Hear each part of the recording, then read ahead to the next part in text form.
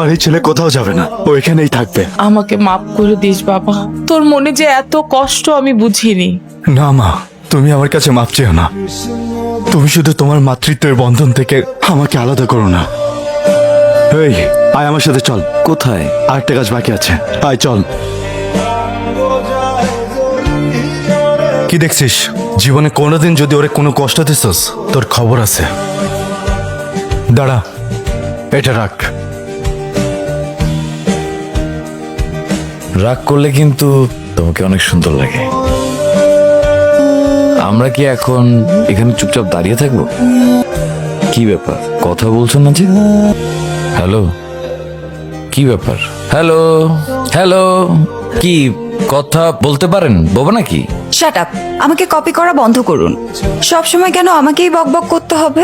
আপনার কি মুখ নাই নাকি? বকবক করার অভ্যাস তো আমার নেই।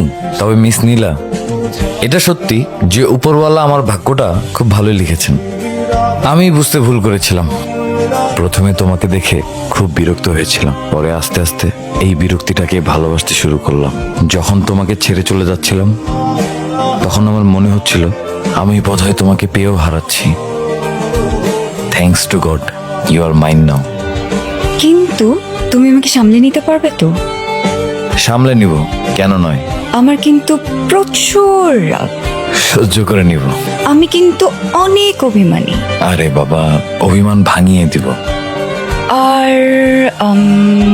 আর আর আর তুমি আমার থেকে কি এক্সপেক্ট করো?